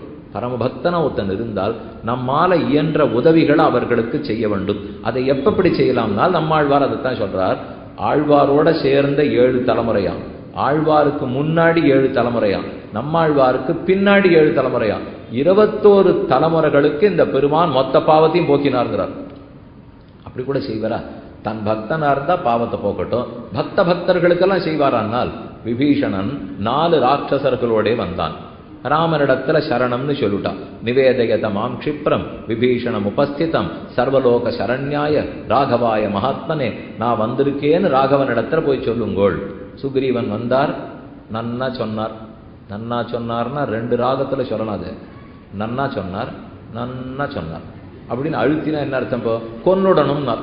அவர் சொன்னதே இந்த விபீஷணனை கிட்டக்கே சேர்க்காதே, இவன் நம்மளை கொல்றதுக்காக வந்திருக்கான். வத்தியதாமேஷ தீவிரேன தண்டேன சதுர்பிஸ்ஸ ராட்சசை, 4 ராட்சசர்களோட சேர்த்து கொன்னுடு. ராமனுக்கா முகம் கண்ணி செவந்து போச்சு. ஒரு சரணாகதம் கிடைச்சிருக்கான், அதுக்கு இந்த பாடா? யாருமே வரல, நான் வைகுந்தத்துக்கு திரும்பி போறச்சே ஒருத்தன் கூட கிடைக்க மாட்டானோன்னு நினைச்சிருந்தேன். நல்ல வேளை ஒருத்தனானு வந்தான். இவனை கூட்டின்னு போலான்னா சுக்ரீவன் தடுக்கிறானே. நல்லதெல்லாம் எடுத்து சொன்னார். இல்லை, அந்த மாதிரி அவனை கை விட்டுவிட முடியாதுன்னு ஏற்றுக்கொண்டார். ஒரு 1/2 மணி பேச்சுவார்த்தை நடந்தது. ரொம்ப ஆச்சரியமான ஸ்லோகங்கள். கடைசியில சுக்ரீவனை சமாதானப்படுத்தி, ஆனையேனம் ஹரிசிரேட்ட தத்தமஸ்யா பயம்மயா விபீஷணோவா சுக்ரீவா எதிவா ராவண ஸ்வயன், போ நீயே அபச்சாரப்பட்ட விபீஷணன் அழைச்சின் வா என்ன சுக்ரீவன் அனுப்பினார். விபீஷணன் வந்துட்டார். கூடவே அவன் பின்னாடி 4 ராட்சசர்கள் வந்தார். அவர்கள் கூட வந்திருக்கார். லங்கையிலேருந்து 4 ராட்சசர்கள் அழைச்சின்னு தான் விபீஷணன் வந்திருக்கான். விபீஷணனை பத்தி இத்தனை நாள் விசாரம் பண்ணியாச்சு. சரி ஏற்றுக்கணும்னு முடிவா எடுத்து ஏத்துக்கிறதுக்கு அவனை கூப்பிடச்சே பின்னாடி 4 பேர் நின்று இருந்தாலும் இல்லையா, அந்த 4 பேரை பத்தி ஆக்ஷேபம் சமாதானம் 1/2 மணி பேசியிருக்கணுமா இல்லையா? பேச்சே இல்லை. விபீஷணனை பத்தி இத்தனை பேச்சுவார்த்தை நடந்தது. அவன் நிழலா பின்னாடி நடந்திருந்தாலும் இல்லையா, அந்த 4 பேரை பத்தி விசாரணையே இல்லாம சேர்த்துனுட்டான். இதே மாதிரி ராவணன் தானே குற்றவாளி. ராவணனை ராமன் அழிச்சாரோ இல்லையோ, அவன் பின்னாடி நின்ற மொத்த ராட்சச கூட்டமும் விசாரணையே இல்லை தலைப்படுத்து. விசாரணையே இல்லாம விபீஷணன் பின்னாடி நின்றவன்லாம் வாழ்ந்து போயிட்டான். விசாரணையே இல்லாம ராவணன் பின்னாடி இருந்தவன்லாம் தாழ்ந்து போயிட்டான். ஆக ஒண்ணு தெரியுது, இப்போ நான் ஒரு நல்லவன் பின்னாடி நின்னுட்டா அந்த பாதிப்பு எனக்கு நானும் தாண்டி போயிடுறேன். நான் ஒரு தீயவன் பின்னாடி நின்னுட்டேன்னால் அந்த பாதிப்பு எனக்கு நானும் தாழ்ந்து போயிடுறேன். இது இந்த 2 இடத்துலையும் தெரிஞ்சுதா? விபீஷணன் பின்னாடி நின்னவனுக்கெல்லாம் வாழ்க்கை கிடைச்சிடுது, ராவணன் பின்னாடி நினைக்கிறவனுக்கெல்லாம் வாழ்க்கை போயிடுத்துப்போ. ஆக பாகவத சமாகமத்தினால நல்லது ஏற்படும். அதைத்தான் இப்ப புரிந்து கொள்ள வேண்டும். பரமபக்தனா ஒருத்தன் இருந்தானால் அவன் நிழல்ல போய் ஒதுங்கிங்கோ. சுவாமி, அவர் ஒருவேளை ஒல்லியா இருந்து நான் பெருமனா இருந்து நீர் பாட்டுக்கு இத்தனை நாடி ஏதோ நிழல்ல ஒதுங்குங்கிறீர். அவர் நிழலே சின்னதா இருக்கே சுவாமி, பரவாயில்ல. நான் அதுக்கு நிஜமான நிழலை பத்தி இப்ப சொல்ல வரல. அவருடைய அபிமானத்தில், அவர் அபிமானம் நம்மடவர் அப்படின்னு அவர் சொல்லணும் இல்லையா? இப்போ இதுல ஒன்றும் பிராமண கஷத்திரிய வைசிய ஆணு பெண் அதெல்லாம் நான் சொல்லலை. இப்போ நமக்கு வேண்டியவர் அப்படின்னு ஒரு பாகவதன் ஒரு வைஷ்ணவன் நமக்கு சொல்லணும். சொல்லிட்டார்னா பரம திருப்தியோடு இருக்கலாம். அதைத்தான் நம்மாழ்வார் சொல்லுகிறார். என்னோட எனக்கு அப்புறம் 7 தலைமுறை, எனக்கு முன்னாடி 7 தலைமுறை எல்லாத்தையும் பெருமாள் ரட்சித்து கொடுத்தார். அந்த பாகவதர்களிடத்தில் நாம் எப்படி சம்பந்தப்படலாம்னால், அவர் யாராக இருப்பினும் அவனுடைய ஸ்ரீபாத தீர்த்தத்தை வாங்கி கொள்வது, அவர் பாத தூளி எடுத்து தலையால தரித்தது, இந்த 2 ரொம்ப முக்கியமா சொல்லப்பட்டிருக்கு. மகத்பாத ரஜோபிஷேகம்னு ஆதி ஜடபரதர் பாகவத புராணத்துல ஜடபரதோபாக்கியானம்ன்றது முக்கியமான கதை. மகாஜானி, அந்த ஞானி கிட்ட ஒரு கேள்வி வந்தது. நாம் எல்லாம் பாவத்தை போக்கணும்னு பாக்குறோமே, ஆனா அது குஞ்சர சௌசவத்து யானை குளிச்சாப்புல இருக்கும் போல் இருக்கு. ஏன்னா ஒருத்தம் யானை குளிக்கிறதுன்னா பார்த்துருக்கீங்களா? நிச்சயமா 1 மாசமா இல்லை சுவாமி. என்ன மனுஷன் குடிக்கிறதுக்கே ஜலத்தை காணும். நீர் இப்போ யானை குளிக்கிறத பத்தி சொல்றீர். காவேரி கொள்ளடத்துக்கு கூட்டின்னு போய் தான் ஸ்ரீரங்கத்தில் நித்தி யானை குளிக்கும். அதெல்லாம் அது படுத்துட்டா இப்ப நமக்கே கணுக்கால் அளவு தான் ஜலம். யானையை படுக்க வச்சு எங்க குளிப்பாடுறது இப்போ? ஆனால் அதுக்கு நீட வச்சு இப்படியே அடிச்சு விட்றா. அது ஜலமெல்லாம் குழா மூலமா அடிச்சு அது இருக்கிறதுக்குள்ள குளிச்சுக்கிறது. அதுவும் பழகிடுத்து. இப்போ யானை காட்டுல இல்லை, நாட்டுக்கு வந்தாச்சு, அதுக்கும் குழால குளிக்க வச்சாச்சு, அதையும் என்னவோ பாத்திரத்துலேருந்து சாப்பாடு போட ஆரம்பிச்சாச்சு. நாளைக்கு மனுஷனாட்டமே அது பேச ஆரம்பிச்சிடும். இது இத்தனையுமே மனுஷனாட்டம் பண்ணா அதுக்கப்புறம் பேச்சு மட்டும் வருமா? அதனால எல்லா ஜந்துக்களும் அது இருக்கிற நிலைமையிலேருந்தே மாறி போச்சு. யானை என்ன செய்யும்? நன்னா குளிக்கும். குளிச்சுட்ட உடனே அப்படி கரையோரமா நடந்து வரும். பல பலான்னு கனகரையில நன்னா இருக்கும். பாகனுக்கு சந்தோஷமா இருக்கும். நம்ம யானை குளிப்பாட்டிக்கிட்டு இருக்கோம், என்னமா போறது பாருன்னுட்டு அது மேட்டில் ஏறின உடனே குப்பை சட்டை மண்ணு மட்டை மொத்தத்தையும் துதிக்கையில் எடுத்து தள்ள போன்றும். பாகன் பார்த்துட்டு இது நியாயமா நீ பண்ணது, தேய்ச்சி செங்கலை வச்சு பாக்குமட்டையை வச்சு என்னமா தேய்ச்சேன், இப்படி போய் அழுக்க பூசிக்கிறியன்னால் அது பதிலே சொல்லாது. தலையை ஒரு ஆட்டு இன்னும் 2 எடுத்து தள்ள போன்றும். இதுதான் குஞ்சர சௌச்சம். யானை குளிச்சாப்பில் இருக்கு நம்ம பாவத்தை போக்கிக்கிறது போ. ஏன்னா அது குளிச்சு முடிச்ச உடனே அழுக்கு எடுத்து போட்டிக்கிறது இல்லையா. நானும் பாவத்தை போக்குறேங்கிறதுக்குள்ள புது பாவத்தை எடுத்து தள்ள போட்டேன்னா இது ஒன்றும் போற வழியாவே தெரியலையேன்னு ஜடபரதர் இடத்துல ரகுகுணன்கிற ராஜா கேட்டான். அதுக்கு அவர் சமாதானம் சொன்னார், இதுல எல்லாம் போக்கினா போகாது, பின்ன என்னத்தையோ வச்சு தேய்க்கணும் போல் இருக்கு. 2 நிறுவனம் போட்டுன்னு விளம்பரம் எல்லாம் பண்றாங்க. இதோ அவர்களுடைய கட்டியை போட்டு உடம்ப தேர்த்து கொண்டீர்கள் என்றால் 100 கிருமிகளில் 95 போகும். நாங்க கொடுத்த கட்டியை போட்டு தேய்ச்சின்றால் 99 போகும். உடனே ஒருத்தன் கேட்டான், 2 பேருக்கும் 100 போகாதா? இவர் 95 போகுங்கிறார், அவர் 98 போகுங்கிறார். என்னால் ஒருத்தர் தான் சொன்னார், அகம் துவா சர்வ பாபேப்யோ மோக்ஷயிஷ்யாமி மாசுச்சா, உன்னை அத்தனை பாபங்களில் நின்னும் போக்குகிறேன்னு ஒரு கீதாச்சாரியன் மட்டும்தான் இது வரைக்கும் சொல்லியிருக்கார். மற்ற எந்த நிறுவனமா இருந்தாலும் பாதி பாவம் போக்குறேன், முக்கா பாவம் போக்குறேன்னு வாழை தவிர முழு பாபத்தை யார் போக்க கணக்கே தெரியாதே. அதனால குஞ்சர சௌச்சவத்தினால் யானை குளிச்சு பிரயோஜனம் இல்லையே. மகான்களுடைய ஸ்ரீபாத தூளி எடுத்து நன்னா தலையில வச்சுக்கோ. அப்படின்னா அவர்கள் திருவடிகள்ல படிந்து வணங்கு. அவர்கள் போனகம் செய்த சேடம் தருவரேல் புனிதமன்னே தொண்டரடிப்புடியாழ்வார் சாதிக்கிறார். தது உச்சிஷ்டம் சுபாவனம். அவர்கள் சாப்பிட்டுட்டு அந்த பாத்திரத்தில் மிச்சம் இருக்கிறதோ சாப்பிட்டது மிச்சம் இருக்கிறதோ மகாபாகியங்கிறார். அது நமக்கு சட்டுன்னு புரிஞ்சுவிடாது. ஆனா இப்போ ஒரு வாழைப்பழம் ஒருத்தர் கொடுக்குறேன்னு வச்சுக்கோ. ஒரு சுவாமி நம்ம கிரகத்துக்கு எழுந்து விடுறார், பரம பாகவதர்.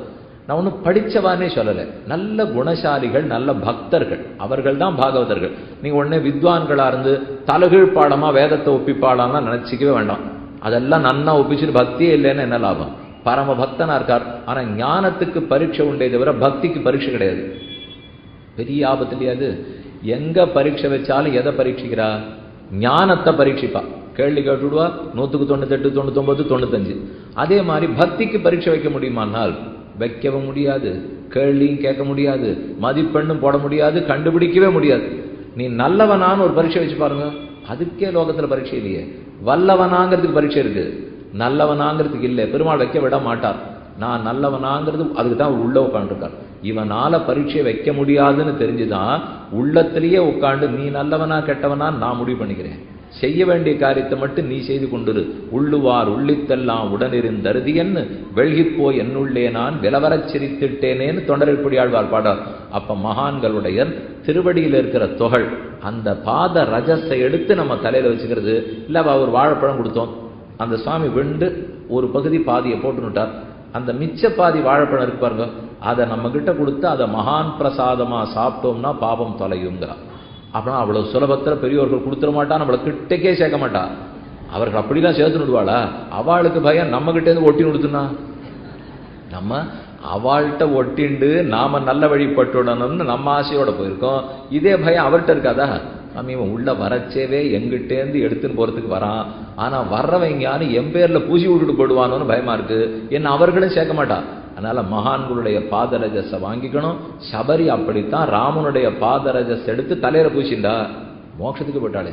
சக்ஷுஷா தவ சௌமியேன பூதாஸ்மி ரகுநந்தனான்னு வால்மீகி ராமாயணத்துல ஸ்லோகம். அப்ப அவர்கள் சாப்பிட்ட மிச்சத்தை வாங்கி கொள்வது. திருக்கச்சி நம்பிகள் பிறப்பால் வைசியர், ராமானுஜர் பிறப்பால் அந்தணர். ஆனா திருக்கச்சி நம்பிகள் சாப்பிட்ட மிச்சத்தை தான் சாப்பிடணும்னு ராமானுஜர் ஆசைப்பட்டு தன் வீட்டுல அதுக்குன்னு அவரை விருந்தாளியா கூட்டி ஏற்பாடே பண்ணிவிட்டார். எல்லாம் தயார், தளிகையெல்லாம் தயார். ஆனா தர்மபத்னிகிட்ட சரியா விஷயத்த சொல்லாம விட்டுட்டார். அவ தயாரா இருந்தா, வந்தா போடுறதுக்கு தயாரா இருந்தா. காண வர அந்த சுவாமி திருவாலவட்டம் தேவப்பெருமாள், காஞ்சி தேவப்பெருமாளுக்கு விசிற கைங்கரம் என்றிருக்கிறவர் நன்னா விசிறுட்டார். நாழியை எடுத்து 11 மணி ஆச்சு, ஒரு வீட்டுக்கு வரல. எங்க இந்த சுவாமியை காணும்னு ராமானுஜர் ஒரு பக்கமா வரதராஜ பெருமாள் சன்னதிக்கு போனார். அவர் இன்னொரு வீதி வழியா ராமானுஜருடைய இல்லத்துக்கு வந்துட்டார். அவ தர்மபத்னி நினைச்சது, இவர் பிறப்பால் வைசியராச்சே, அதனால திண்ணேல உட்காத்தி வச்சா, இலையெல்லாம் போட்டா, எல்லா பிரசாதத்தெல்லாம் போட்டா. சாப்பிட்டு முடிச்ச உடனே இலையை கொண்டு போய் ஜாகிரதையா குப்பத்தொட்டியில போட்டு அந்த இடத்தையும் சுத்தம் பண்ணிட்டு தானும் தீர்த்தமாட்டு வந்துட்டான்.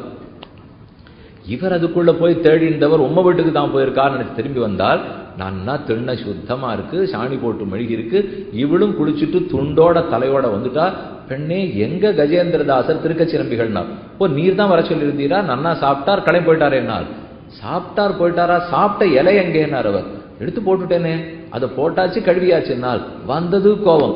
அந்த இலையில இருக்கிற மிச்சத்தை சாப்பிடணுங்கிறதுக்காக நான் இத்தனையும் ஏற்பாடு பண்ணியிருக்கேன் என்னால். அப்படின்ட்டு சொல்ல வேண்டாமா? நீர் ஒன்ன நினைச்சுன்னு பண்ணிருந்தால் அது மரபுக்கு மாறா இருக்கு. யாரும் அந்த மாதிரி செஞ்சிட மாட்டா. அதுவும் 1000 வருஷத்துக்கு முன்னாடி பேசிட்டு இருக்கோம், இப்ப இல்ல. 1000 ஆண்டுகளுக்கு முன்னால் அப்ப அந்த சுவாமியினுடைய மிச்சத்தை இவர் சாப்பிடுவாரா? அப்படி திட்டம் தான் போட முடியுமானால் அவர் பெரிய புரட்சிக்காரர் ராமானுஜர். அதனால சரின்னு அதுக்கு முன்னாடி திட்டமிட்டுட்டார். இதுக்கு மனைவியை குற்றம் சொல்லி பிரயோஜனம் இல்லை. இதுதான் என் மனசுல இருக்குன்னு அவள்கிட்ட சொல்ல வேண்டாமா? இவர் நம்ம வாசல்ல ஒருத்தர் வந்திருப்பார். இது சாப்பிட்றியா, அதை சாப்பிட்றியா, மோரா, பழரசமா, பாலா எல்லாம் கேட்போம். உள்ளே இந்த இவர் உள்ள என்ன இருக்குன்னு நினைச்சு இத்தனை கேட்டு இருக்காருன்னே தெரியலையே.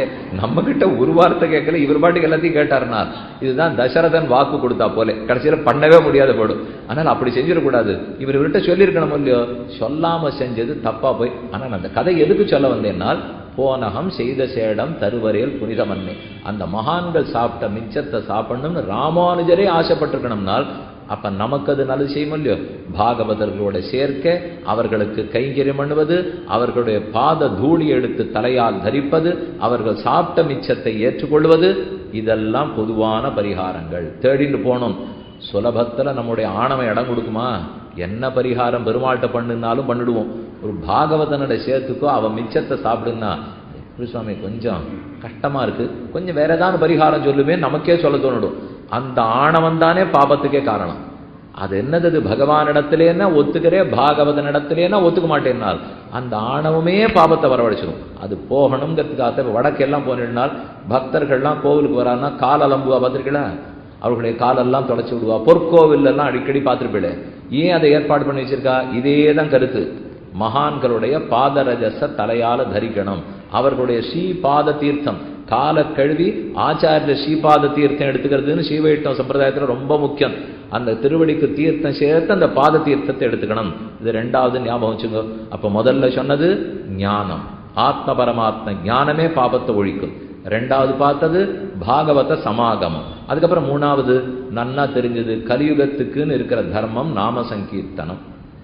அதை சொல்ல சொல்ல கெடும் இடராயவெல்லாம் கேசவா என்ன, கேசவா, மாதவா, கோவிந்தா, மதுசூதனா, திருவிக்கிரமா சொல்லு, பேராயிரம் கொண்டதோர் பீடுடையன்.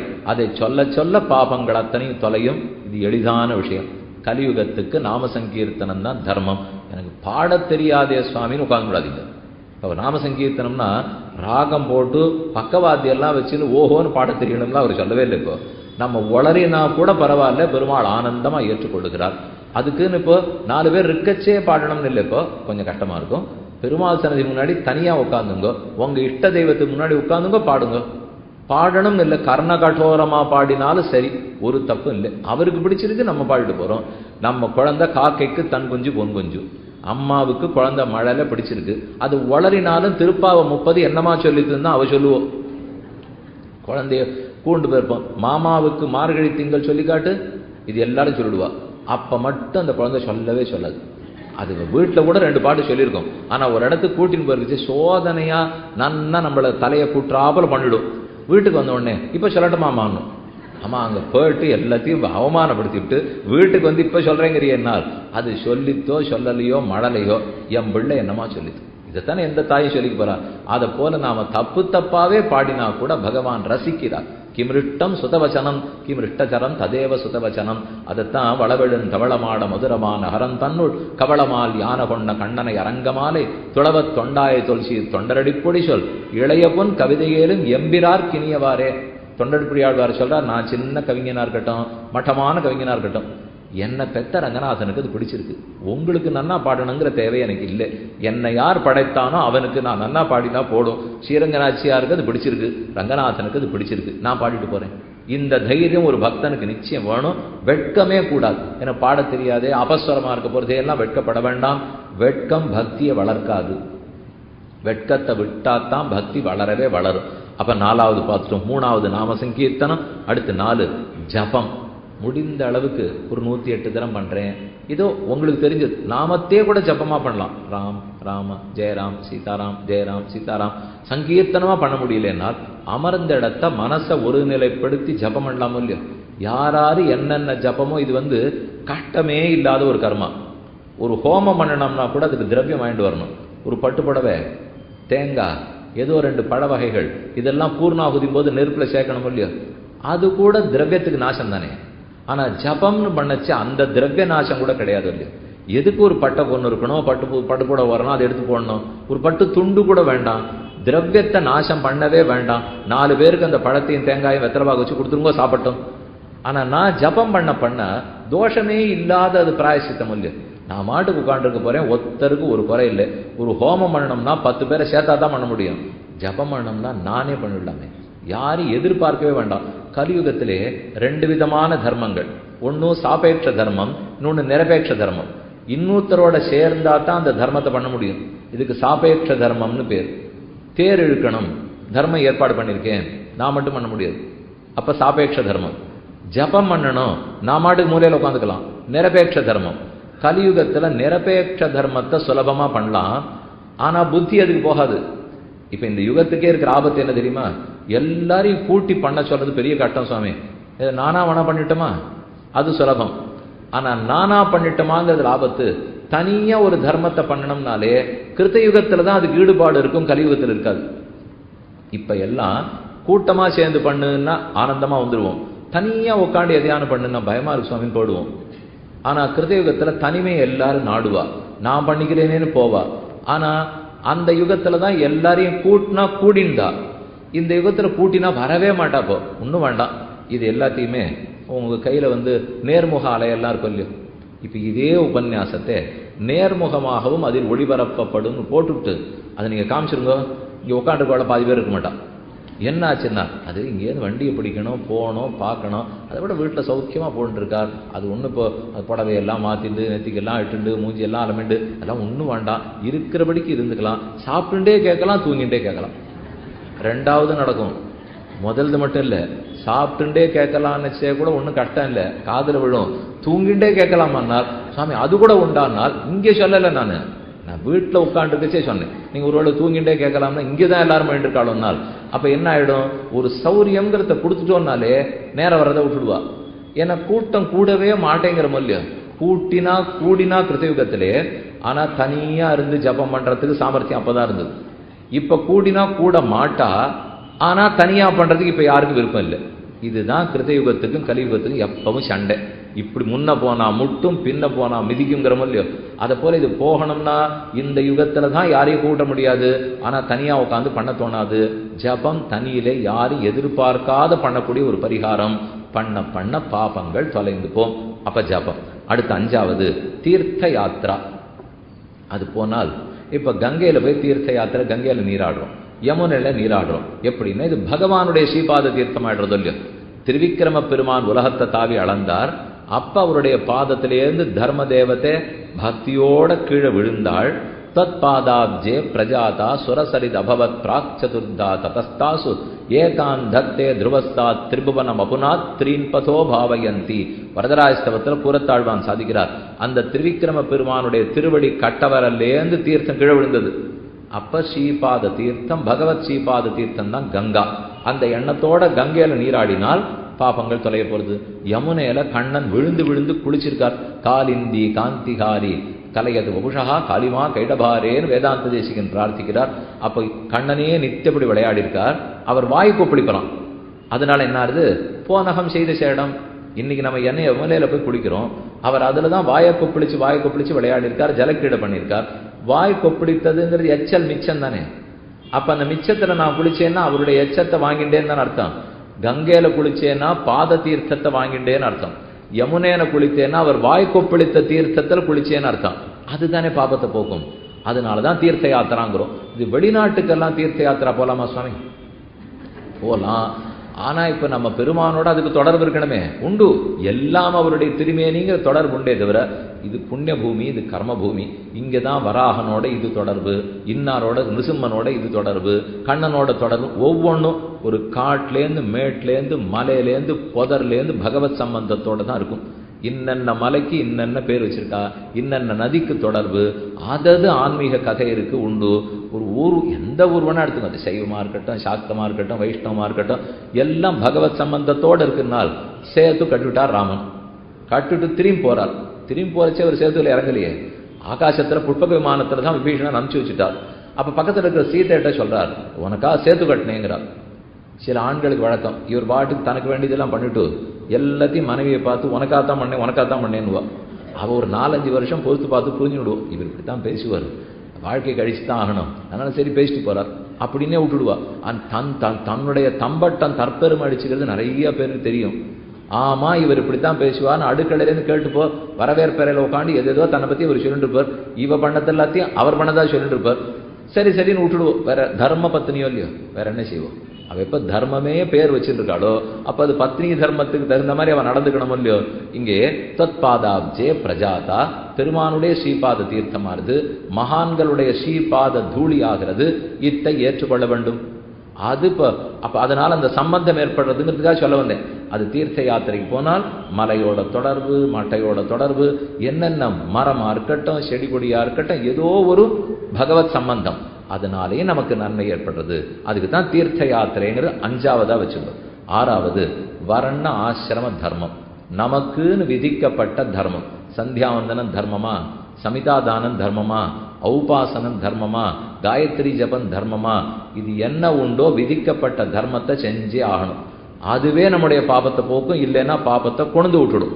அடுத்து ஸ்ரத்தையோட தானம் செய்தல், அது பொதுவான பரிகாரம். பூதானமா இருக்கட்டும், தீர்த்த தானமா இருக்கட்டும், அன்னதானமா இருக்கட்டும், வஸ்திர தானமா இருக்கட்டும், ஸ்வர்ணதானமா இருக்கட்டும், ஞான தானமா இருக்கட்டும், தானம் நம்ம இடத்துல இருக்கிறத பிரத்தியாரிடத்தில் பகிர்ந்து கொள்ளுதல், அந்த தானம் சிறந்த தர்மமாறுது, பிராயச்சித்த தர்மமாறுது. நாம பண்ணிருக்கிற பாபங்களே நம்மகிட்டேந்து இருக்கிற பொருளை இன்னொருத்தர் கொடுக்குறோமோ இல்லையோ, ஆனா கொடுக்கும்போது ஜாகிரதையா நல்லதை கொடுக்கணும். 8 வேஷ்டி வச்சிருக்கார், ஒரு சாமி வேஷ்டி வந்து கேட்டார், விறுவிறுன்னு அப்படி விரலை வச்சு பார்த்துனே வந்தார். ஒரு நல்ல வேட்டியா இருந்தது, விரல் நின்றுது. உடனே பக்கத்தில் இருக்க தேவையில்லையே, தங்கிட்ட இருக்கிறத நல்லதை கொடுக்குறாருனால் எடுத்து பின்னாடி வச்சுட்டார். ஏன்னா இதை கொடுத்துட போறமேங்கிறதுக்காக. இப்போ இது இல்லை, அப்படி பார்த்துன்னு வந்தார். வத்தல் வடம் உணர்த்துற வேட்டி ஒன்று இருந்தது, சரியா எடுத்தார், வச்சு கொடுத்துட்டார். வச்சு கொடுத்தா அந்த பாவம் போகாது. என்ன தானம்ங்கிறது தன்னிடத்தில் இருக்கிறத தியாகம் பண்றது தானே தானம்.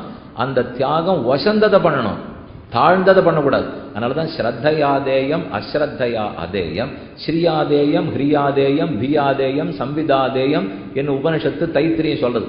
நம்ம கிட்ட இருக்கிறதுல சிறந்த பொருளை கொடுத்தால் அந்த தானமே நமக்கு நல்லது செய்து பாவங்களை போக்கும். அடுத்து உபவாசம், இன்னும் ரொம்ப முக்கியம். ஏகாதசி அன்னைக்கு உபவாசம் இருக்கிறது. அப்பப்போ உங்களுக்கு பிடிச்சதுன்னா உபவாசம் இருக்குது.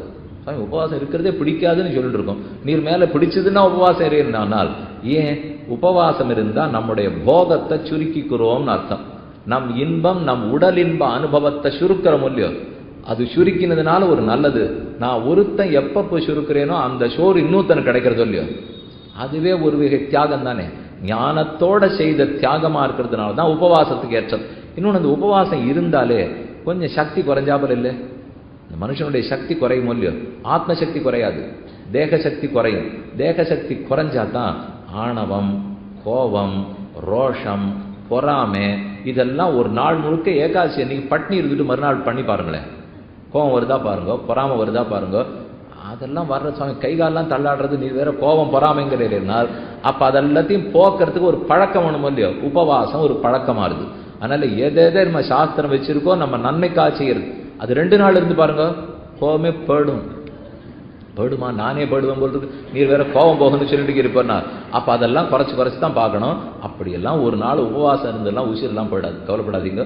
4-5 நாள் வரைக்கும் 40 நாள் உபவாசம் இருந்து பாரதத்துக்காக எத்தனையோ நல்லது பண்ண வாழலாம் இல்லையா, இருந்திருக்கா. அதெல்லாம் தாங்கும் இந்த உடம்பு, நல்லா கட்டித்தான் வச்சிருக்கார் பெருமாள். அப்படிலாம் வெளியில போயிட போறதா? போற அளவுக்கு படைக்கிற பாக்கியம் பண்ணியிருந்தோன்னு எதுக்கு நீங்க உட்காந்துட்டு போறோம்? எப்போ கிளம்பி இருப்போமோ இல்லையோ, அது இல்லையே தெரியுது. அதனால நாம தான் நம்ம சக்தியை கொஞ்சம் குறைச்சிட்டு ஆகணும். உபவாசம் இருந்து குறைக்கலாம், அது பொதுவான பரிகாரம். ஜபத்துல இன்னொன்னு சொல்ல விட்டுட்டேன். 6 புருஷ சூக்தம் சொல்ல முடியுமோ 40 தரம் புருஷ சூக்தம் சொன்னா அது சிறந்த பரிகாரமா இருக்கு.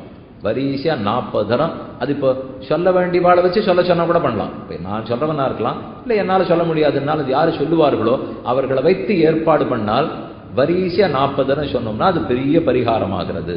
அப்புறம் நித்தியப்படி பெருமானுக்கு ஆராதனம் பூஜை பண்றதே பெரிய பரிகாரம்.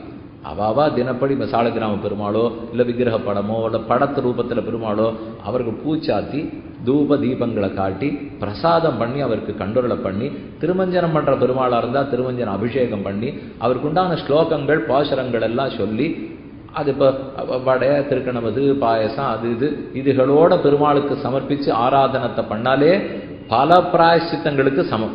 அதனாலதான் தினப்படி அன்றாட பூஜை நித்திய பூஜான்னு சொல்றோம். அதுவும் பரிகாரம் ஆகிறது. அடுத்தது சமம் தமம், நம்ம மனசை அடக்கிறது, நம்முடைய உடம்பை அடக்கிறது முயற்சி பண்ணணும். தபஸு போகத்தை குறைக்கிறது. சௌச்சம் இது ரொம்ப முக்கியமான ஒரு பரிகாரம். மனசுல என்ன நினைச்சிருக்கேனோ நல்லதா நினைப்பேன், நினைச்சதைத்தான் பேசுவேன், பேசினத்தை தான் செய்வேன். எத்தையோ நினைச்சிட்டு எத்தையோ பேசிட்டு எத்தையோ எல்லாம் செய்ய மாட்டேன் அப்படின்னு இந்த மூணையும் ஒற்றுமையாக்குறோம் பாருங்க, அது சிறந்த பரிகாரங்கிறார். அது நம்ம பண்ணியிருக்கிற பல பாபங்களை போக்கிவிடும். சாந்தி பொறுமை காக்க பாபங்கள் தொலையும். ஆர்ஜவம் நேர்மை விரக்தி, எனக்கு எந்த அர்த்தம் வேணுமோ உலகத்திலே அதை தவிர தேவையில்லாத மனசு மற்றதை நாடாமல் இருத்தல். எனக்கு இந்த பொருள் தேவையில்லையா என் வாழ்க்கைக்கு ஒருத்தர் கொடுக்க வராருன்னா போரும் சாமின்னு கை கூப்பணும். யார் கூப்புவோம்? எனக்கு அது வேண்டாம்னா கூட தாராளமா வாங்கி வச்சுக்கோம் இல்லையோ, இருக்கட்டுமே நாளைக்கு உபயோகப்படுமா பார்ப்போம்னால், நாளைக்கு நான் இருக்கணுமே அது தெரியாது. ஆனா நாளைக்கு உபயோகப்படுமானால் வீணா வீட்டுல நிறைய விஷயங்களை சேமிக்கிறோம்னு அர்த்தம் கூடாது. அந்த வைராக்கியம் விரக்தி வளர்த்துக்கிறதே பரிகாரம் ஆகிறது. ஞானம் விஞ்ஞானம் சந்தோஷம், நம்ம எப்பவும் வருத்தத்தோடு துக்கத்தோடய பட்டு இருக்காமல் விஷயங்களை தெரிஞ்சுட்டேன். ஆத்ம பரமாத்மா தெரிஞ்சுது. இப்போ கர்மத்தினாலதான் இந்த பிறவி எடுத்திருக்கேன், அதனாலதான் இந்த இன்ப துன்பங்கள்லாம் மாறி மாறி வர்றது. இந்த கர்மங்கள் முடிஞ்சு போச்சுன்னா நான் அப்புறம் பிறக்க போறதில்லை. இதை நினைச்சு சந்தோஷப்பட்டுக்கணுங்கிறார். இந்த சந்தோஷப்படுவதே பாவங்களை எரிச்சிரும். ஏன்னா அது துக்கப்பட்டே பாவம் சேர்த்திருக்க முடியும். அதுக்கு பதில் இப்போ பகவானை நினைத்து ஆத்ம பரமாத்மாவை நினைத்து சந்தோஷப்பட்டுட்டோம், பாபங்கள் தொலைஞ்சே போயிடும். உண்மை பேசுவது சிறந்த தவம். சத்தியம் பேசுவது, அதுவும் ஜீவராசிகளுடைய நன்மைக்காக சத்தியம் பேசுவது, அகிம்சையை கடைபிடித்தல். எந்த ஜீவராசியும் வாயாலேயோ கையாலேயோ உள்ளத்தாலேயோ தப்பே நினைக்க மாட்டேன், அகிம்சையை கைப்பிடித்தல். ஒருத்தனுடைய கர்மம் மற்றொருத்தனை பாதிக்குமா? பாதிக்காது. ஆனா 1-2 மட்டும் சொன்னேனே, ஆழ்வார்கள் ஆச்சாரியர்கள் போல இருந்து நாம் அவர்களுக்கு தொண்டர்களாக இருந்துட்டால் அவர்களுக்கு கிடைக்கிற பாக்கியம் நமக்கும் கிடைக்கும். தப்பானவனுக்கு பின்னாடி நினைச்சுட்டா அவர்களுக்கு கிடைக்கிற தௌர்பாகியம் கஷ்டம் நம்மையும் வந்து சேரும். ஏ மதமிதம் நித்தியம் அனுதிஷ்டந்தி மானவாக ஸ்ரத்தாவந்தः அனசூயந்தः முச்சந்தே சர்வ கர்மபிகி. அவர்கள் இது நான் சொன்ன இந்த கர்மயோகத்தை அவன் செய்யட்டும் அர்ஜுனா, பக்தியோடு இருக்கட்டும். பக்தி வளர வளர அவன் பாபங்கள் எல்லாம் எரிந்தே போகும். அப்ப பக்தி செய்யும், ஞானம் பாபத்தை எரிக்கும், பாகவத சமாகமம் பாபத்தை போக்கும், நாம சங்கீர்த்தனம் அழகா கலியுகத்திர பாபத்தை தொலைக்கும், ஜபம் செய்யறது நல்ல பலத்தை கொடுக்கும், தீர்த்த யாத்திரை பலன் கொடுக்கும், தானம் செய்ய அதுவே பலன் கொடுக்கும். உபவாசம் இருந்தால் நம்ம போகத்தை சுருக்கிக்கிறபடியாலே பல பேருக்கு நன்மை ஏற்படுத்தும், பாவங்களை தொலைக்கும். நித்தியம் பெருமானுக்கு ஆராதனம் பண்ணுவது அதுவும் பாவத்தை தொலைக்கும். சமம் தமம் தபசு சௌச்சம் சத்தியம் பேசுதல் அகிம்சையை கடைப்பிடித்தல், இது இத்தனையுமே பொதுவான பரிகாரங்களாக இருக்கின்றன என்பதோடு இன்றைய வார்த்தையை முடிவரச் செய்கிறேன்.